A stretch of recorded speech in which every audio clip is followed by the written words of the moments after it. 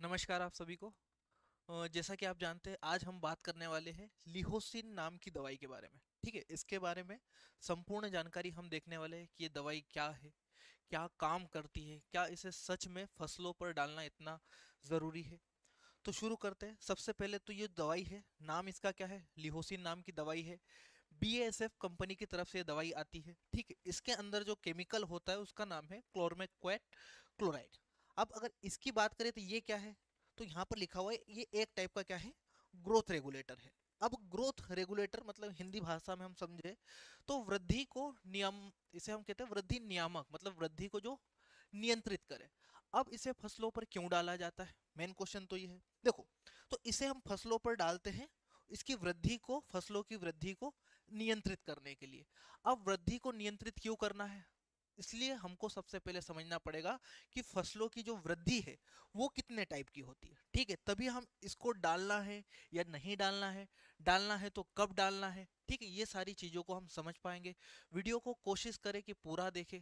अगर पूरा देखेंगे तभी आपको जो जानकारी है वो अच्छे से समझ में आएगी और आप इसका लाभ ले पाएंगे। देखो, आज जो मेरा फोकस रहेगा वो मैं गेहूं की फसल को ध्यान में रखकर करूंगा। देखो, ये जो है ये गेहूं की फसल है, आप देख पा रहे हैं। ठीक है, अब जैसे ही हमने गेहूं की बुआई करी तो ये बुआई से लेकर वो गेहूं जब तक तैयार नहीं होता तब तक की ये सारी उसकी क्या है, ग्रोथ स्टेज। ग्रोथ स्टेज मतलब वृद्धि की अवस्थाएं। ठीक है, अगर इन वृद्धि की अवस्थाओं की बात करूं तो आप देखेंगे यहां से लेकर यहां तक जो है वो पौधा अपनी हाइट ले रहा है।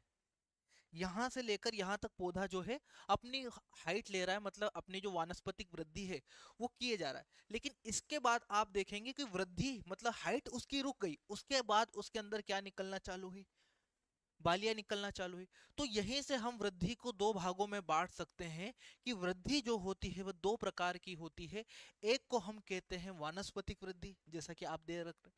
वानस्पतिक वृद्धि का अर्थ ये होता है कि शुरुआती वृद्धि की वह अवस्था जिसमें पौधा जो है अपने अंकुरण से लेकर अपनी जो प्रॉपर हाइट होती है उस हाइट तक बढ़ता है।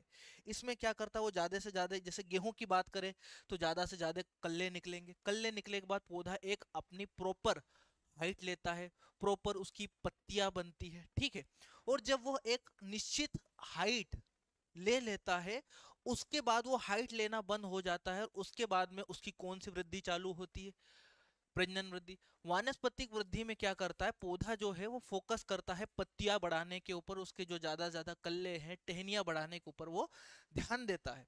उसके बाद में वो सब हो जाने के बाद वो प्रजनन वृद्धि, प्रजनन वृद्धि से मेरा अर्थ है फूल के ऊपर, है ना, मतलब फूलों की संख्या क्या होगी, यहाँ पर बढ़ना चालू होगी। अब देखो यहाँ पर हम गेहूं की बात करें तो गेहूं के मामले में यही चीज हो जाती है इसकी बाली से, है ना, कि जैसे ही इसकी वानस्पतिक वृद्धि कंप्लीट होती है ये पहुंच जाता है अपनी प्रजनन वृद्धि में। अब समस्या कहाँ है, समस्या यहाँ पर ये आती है कि कभी कभी, हर बार की बात नहीं कर रहा हूँ, कभी कभी क्या होता है, ये सभी पौधों में हो सकता है, मैं स्पेशली गेहूं की बात नहीं कर रहा हूँ।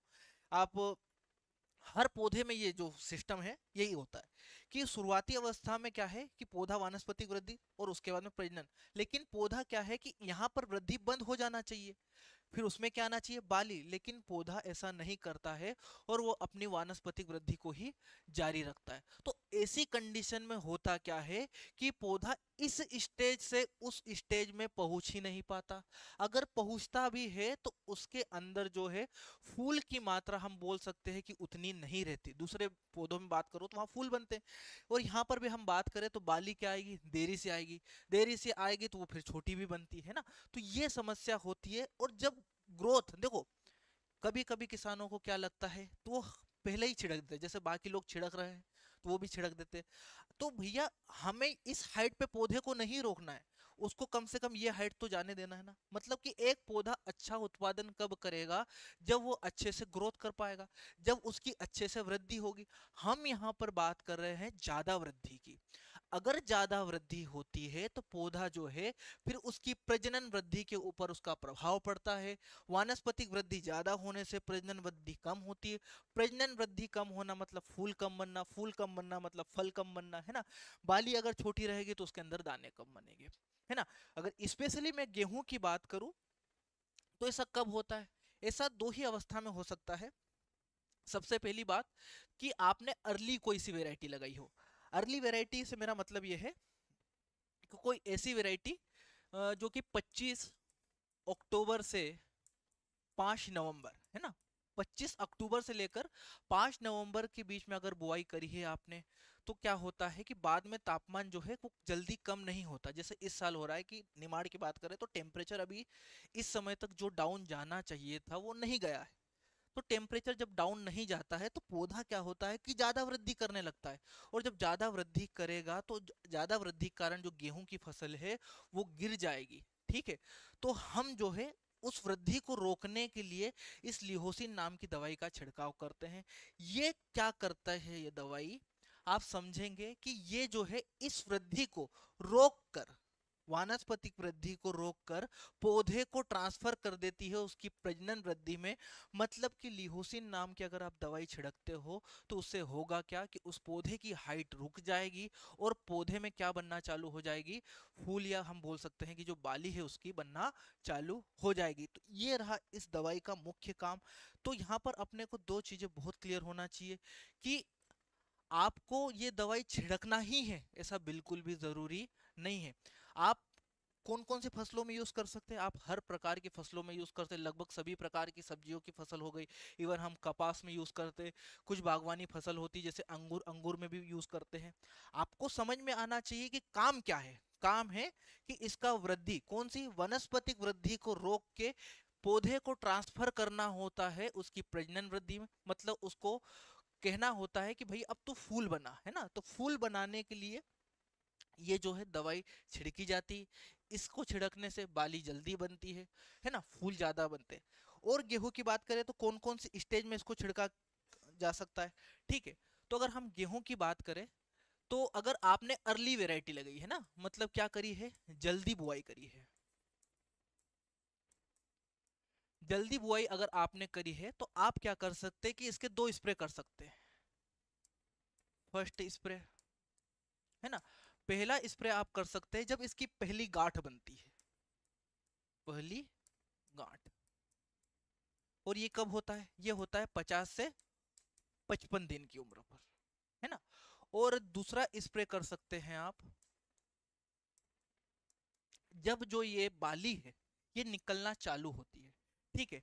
तो ये होगा आपका 70 से 75 दिन के आसपास, बाली निकलते समय, बाली निकलने पर, जो कि उम्र हो सकती है 70 से लेकर 75 दिन की। तो इससे होगा क्या कि पहली जब आप गांठ बनती है उस टाइम स्प्रे अगर करते हैं, आपको ऐसा लग रहा है कि पौधा ज्यादा वृद्धि कर रहा है, तो आप 50 से 55 दिन की उम्र पर आप पहला स्प्रे कर दीजिए। और उसके बाद आप दूसरा स्प्रे जो है वो कर सकते हैं जब इसकी बाली निकलना चालू होती है। तो बाली निकलना चालू होगी, उससे होगा क्या, जैसे कि ये नॉर्मल पौधा है, ठीक है, अगर ज्यादा हाइट ले रहा है पौधा, वृद्धि ज्यादा कर रहा है, तो आप देखेंगे ये जो पत्ती होती है लास्ट वाली, इस पत्ती को हम बोलते हैं फ्लैग लीफ, जिसे हम हिंदी में कहते हैं झंडा पत्ती। ठीक है। ये झंडा पत्ती जितनी अच्छी होगी, जितनी बड़ी होगी, भोजन उतना ज्यादा भरता है। ठीक है। अगर हम यहाँ पर स्प्रे नहीं करते हैं तो इसकी बाली की और इस झंडा पत्ती के बीच की जो ये दूरी है ये ज्यादा हो जाती है। अगर ये दूरी ज्यादा हो गई तो भोजन हम जानते हैं कहाँ बनता है, पत्ती में बनता है। तो पत्ती से भोजन निकल के कहाँ जाएगा, बाली में जाएगा, और बाली में जाके दाने में भरता है। तो अगर ये दूरी ज्यादा होती है तो दाना भरने में थोड़ी समस्या जाती है, दाना अच्छे से नहीं भर पाता है ना। तो हम क्या करते हैं कि इस स्टेज पर, किस स्टेज पर, ये कि जब वो बाली निकल रही होती है तब एक लिहोसिन का स्प्रे कर देते हैं। तो इससे होता क्या, देखो लिहोसिन के बिना ये स्थिति है, जब आप लिहोसिन का छिड़काव करते हैं तो आप देखेंगे कि ये जो लास्ट वाली पत्ती होती है झंडा पत्ती, और ये जो बाली होती है इसके बीच की दूरी क्या हो जाती है, कम हो जाती है। पौधे की ओवरऑल हम बात करें हाइट जो है वो कम हो गई, पौधे के जो गिरने का डर है वो कम हो जाता है ना। तो शुरुआती स्प्रे हमने क्यों किया था, शुरुआती स्प्रे क्या करता है, इन दो गांठों के बीच में, है ना, मैंने बोला था पहली गांठ जब बनते हैं तब करते हैं, इन दो गांठों के बीच की दूरी घटाता है। जब इन दो गांठों के बीच की दूरी घट जाएगी तो पौधे की हाइट अपने आप कम हो जाएगी। समझ पाए आप। तो ये इसका पूरा गणित है। आप समझे, गेहूं में ऐसा नहीं बोला जाता कि आपको छिड़कना ही छिड़कना है। कौन सी स्थिति में छिड़कना है? जब पौधा ज्यादा वृद्धि कर रहा हो, हद से ज्यादा वृद्धि करेगा, अगर हाइट बढ़ गई तो पौधा गिर जाएगा, फसल का नुकसान हो जाएगा। ठीक है, तो अर्ली वेराइटी, अर्ली मतलब कि जिनकी जल्दी बुआई हो जाती है, उनमें हाइट ज़्यादा आती है, इसलिए उनमें बोला जाता है कि उसका आप स्प्रे कर सकते हैं। अगर आप समय से बुआई कर रहे हो या दिसंबर वाली अगर आप बुआई कर रहे हो तो आपको इसको छिड़कने की बिल्कुल भी ज़रूरत नहीं है, आप इस बात का ध्यान रखें। ठीक है, तो इसका काम बेसिकली क्या है? वनस्पति वृद्धि को रोककर प्रजनन वृद्धि को लाना, है ना, तने को मोटा करना, फूल जो है उनको लाने में सहायता करना। ठीक है, ये और हद से ज्यादा जल्दी स्प्रे नुकसान पहुंचा सकता है। पौधा अगर अच्छे से ग्रोथ ही नहीं करेगा, अच्छे से उसकी पत्तियां पूरी नहीं बनेगी, पहले ही छिड़काव कर दिया, तो ओवरऑल प्रोडक्शन भी आपका कम हो जाएगा, उत्पादन कम आएगा। इस बात का आप विशेष ध्यान रखिए। तो आज का बस इतना ही था। हाँ, डोज की बात करें तो डोज आप इसका गेहूं में अगर मैं बता देता हूँ, डोज जो है इसका आप ले सकते हैं 150 से 250 ml प्रति एकड़ के हिसाब से, है ना, या तो आप 1 ml पर लीटर के हिसाब से भी इसका एक डोज बना सकते हैं।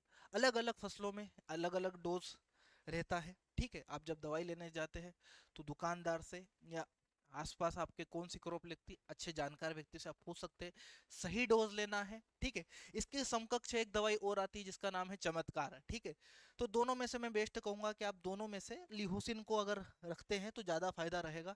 ठीक है, ठीक है, आज का लेक्चर इतना ही था। मेरा नाम था मोहित जायसवाल। ठीक है, ऐसी ही जानकारी हम कोशिश करेंगे आप तक पहुंचाते रहे जो कि थोड़ी सी साइंटिफिक हो। ठीक है, जानकारी अच्छी लगे तो आप लाइक शेयर कर सकते हैं। आप सभी का बहुत बहुत